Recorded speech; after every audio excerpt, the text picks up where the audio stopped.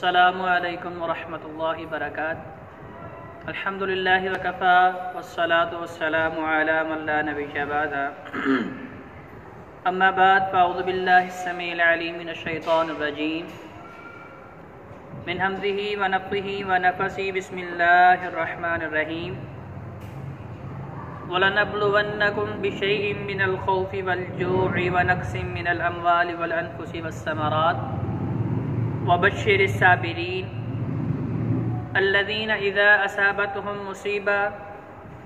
قَالُوا إِنَّا لِلَّهِ وَإِنَّا إِلَيْهِ رَاجِعُونَ أُولَٰئِكَ عَلَيْهِمْ صَلَوَاتٌ مِّن رَّبِّهِمْ وَرَحْمَةٌ وَأُولَٰئِكَ هُمُ الْمُهْتَدُونَ۔ صدق اللہ العظیم وصدق نبیہ الکریم، ونحن على ذلك من الشاہدین والذاکرین والحمد للہ رب العالمین۔ مختصر حمد و ثنا کے بعد ہم اپنے آج کے اس موضوع پہ گفتگو کریں گے کہ واقعہ کربلا کی حقیقت اور اس کا تاریخی پس منظر۔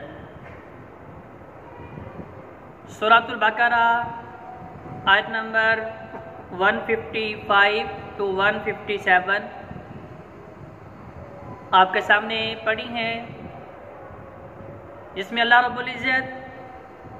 ارشاد فرما رہے ہیں کہ وَلَنَبْلُوَنَّكُمْ بِشَيْءٍ مِّنَ الْخَوْفِ وَالْجُوعِ وَنَقْصٍ مِّنَ الْأَمْوَالِ وَالْأَنفُسِ وَالثَّمَرَاتِ۔ کیا مومنو، ہم تمہارے ایمان کا امتحان مختلف چیزوں کے ذریعے لیں گے۔ کبھی دشمن کا خوف تمہارے اوپر ڈالیں گے، کبھی تمہیں بھوک، پیاس، فقر و فاقے کے ذریعے تمہاری آزمائش لی جائے گی، اور کبھی جانوں اور مال کے اندر کمی کر کے تمہارے اپنوں کو تم سے چھین کے میں تمہیں آزما کے دیکھوں گا کہ تمہارے ایمان کا لیول کیا ہے۔ اور پھر ساتھ فرمایا وَبَشِّرِ الصَّابِرِينَ، کہ ان سارے امتحانوں میں، ان ساری آزمائشوں اور ابتلاؤں میں کامیاب ترین لوگ وہ ہوں گے جو صبر کریں گے۔ دوسری آیت مبارکہ میں اللہ تبارک و تعالیٰ فرما رہے ہیں الذین اذا اصابتہم مصیبہ، وہ لوگ جن کو مصیبت پہنچتی ہے، جن کو رنج پہنچتا ہے، جن کے اوپر غم کے بادل منڈلاتے ہیں، وہ اس مصیبت کے عالم میں کیا کہتے ہیں؟ قالوا انا للہ وانا الیہ راجعون، کہ یہ اللہ رب العزت نے ہی امانتیں ہمیں دی تھیں اور اسی اللہ کی طرف لوٹ کے چلی گئی ہیں۔ تو ایسے لوگوں کے اوپر اللہ تعالیٰ فرماتے ہیں اولئک علیہم صلوات من ربہم ورحمہ، پھر میری رحمتوں اور برکتوں کا نزول ایسے لوگوں کے اوپر ہوگا۔ وَأُولَئِكَ هُمُ الْمُهْتَدُونَ، اور عرش والا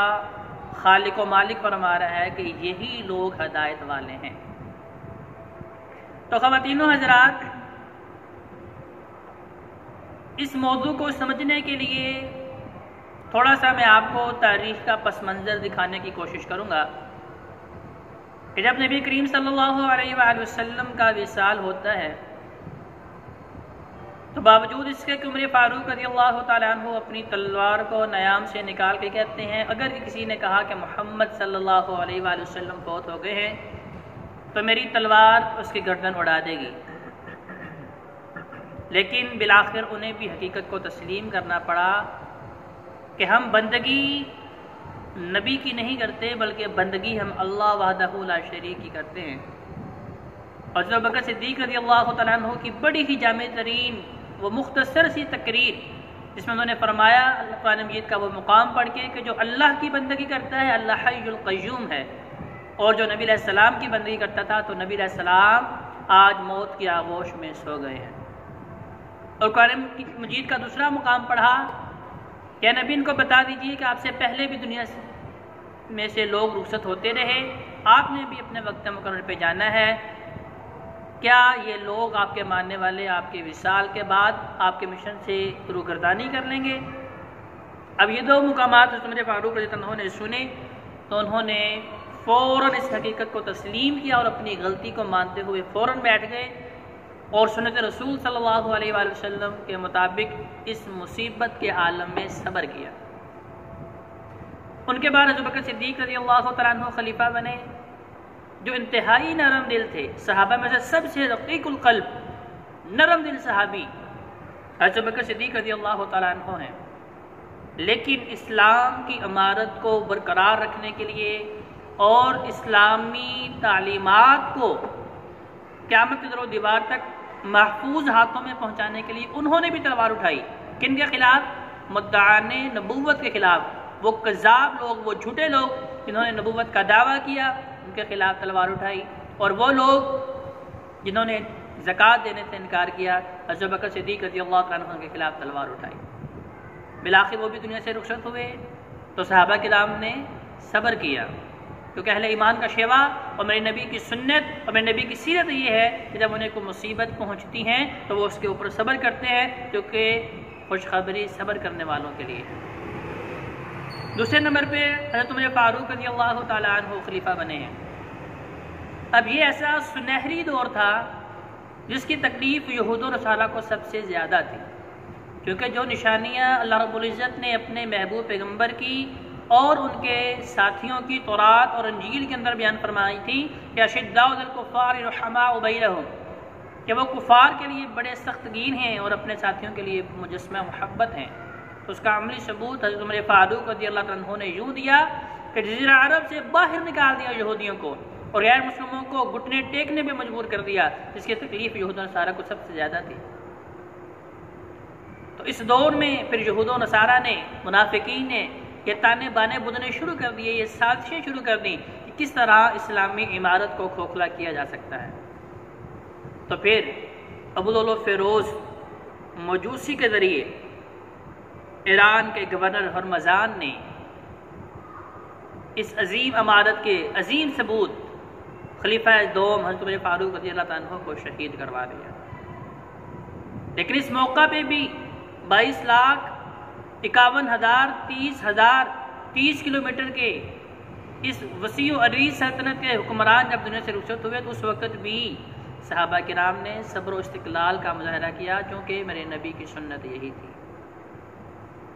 تیسرے نمبر پہ عثمان غنی رضی اللہ تعالیٰ عنہ خلیفہ بنے ہیں۔ 10 سال تک اسی طرح اسلامی فتوحات ہوتی رہیں، اسلامی سلطنت پھیلتی پھلتی پھولتی رہی، امن و امان قائم رہا، عدل و انصاف کا بول بالا رہا۔ لیکن 10 سال کے بعد یہودیوں کو پھر موقع ملا کہ انہوں نے مدینے کی فضا کو آلودہ کرنا شروع کر دیا، اور مدینے میں یہ سازش اور یہ نفرت کا بیج بو دیا کہ یہ خلافت بنو ہاشم کا حق ہے۔ یہ تینوں خلیفہ حضرت ابوبکر صدیق، حضرت عمر فاروق، حضرت عثمان غنی رضی اللہ تعالیٰ عنہ، نعوذ باللہ من ذالک، یہ غاصب ہے، یہ ظالم ہے، انہوں نے حضرت علی کے حق پہ ڈاکہ ڈالا ہے۔ لہذا اب یہ نفرت کا بیج بولا، اور اس کے ذریعے پھر حضرت عثمان غنی رضی اللہ تعالیٰ عنہ کو بھی بڑی بے دردی کے ساتھ اور بڑے ہی مظلومانہ طریقے کے ساتھ، بڑی بے دردی کے ساتھ انہیں بھی شہید کر دیا۔ لیکن عزیز ساتھیوں، عزیز دوستوں، اس موقع پہ بھی انہوں نے صبر و استقلال کیا، صحابہ نے صبر کا دامن نہیں چھوڑا۔ اور چوتھے نمبر پہ حضرت علی رضی اللہ تعالیٰ عنہ، اب وہ خلیفہ بنے ہیں، لیکن وہ حالات ایسے ہیں جس کے اندر انتہائی پریشان کن کیفیت ہے، فتنہ و فساد ہر طرف پھیلا ہوا ہے، منافقین مسلمانوں کی صفوں میں شامل ہو چکے ہیں، یہود و نصارہ اپنی سازش چل چکے ہیں، ان کے تیر کمانوں سے نکل چکے ہیں۔ بالآخر حضرت علی رضی اللہ تعالیٰ عنہ کے زمانے میں 5 سال حکومت کی، ان 5 سالوں کے اندر 1 لاکھ مسلمان شہید ہوئے۔ شہر رسول ریاست مدینہ کے اندر مسلمانوں کا خون بہا۔ لیکن خواتین و حضرات، یہ بات یاد رکھیے گا کہ قطعاً ہمیں یہ اجازت نہیں ہے کہ ہم یہ کہیں کون صحیح تھا کون غلط تھا، یا یہ کہیں کہ یہ سیاسی جنگیں تھیں، یا یہ کہیں کہ یہ اقتدار کی جنگیں تھیں، یا یہ کہیں کہ یہ سیٹ کا چکر تھا۔ نہیں، بلکہ یہ صرف اور صرف اسلامی عمارت کو برقرار رکھنے کے لیے صحابہ کرام اپنی جانوں کے نذرانے پیش کر رہے تھے کہ وہ عمارت جس کی بنیاد نبی کریم صلی اللہ علیہ وآلہ وسلم نے رکھی ہے کسی طریقے سے ہم اسے محفوظ کر سکیں، اسے بچا سکیں۔ حضرت علی رضی اللہ تعالیٰ عنہ اور امیر معاویہ کے درمیان 3 بڑی جنگیں ہوئیں، جنگ جمل، جنگ صفین، جنگ نہروان، جن کے اندر 1 لاکھ مسلمان شہید ہوتے ہیں، لیکن نہ امیر معاویہ حضرت علی کے اوپر تلوار اٹھا رہے ہیں، نہ حضرت علی امیر معاویہ کے اوپر تلوار اٹھا رہے ہیں، دونوں دوسرے کا احترام کر رہے ہیں، کیونکہ نبی کریم صلی اللہ علیہ وآلہ وسلم نے صحابہ کرام کو یہی سکھایا ہے کہ دین اسلام احترام انسانیت کا نام ہے۔ بالآخر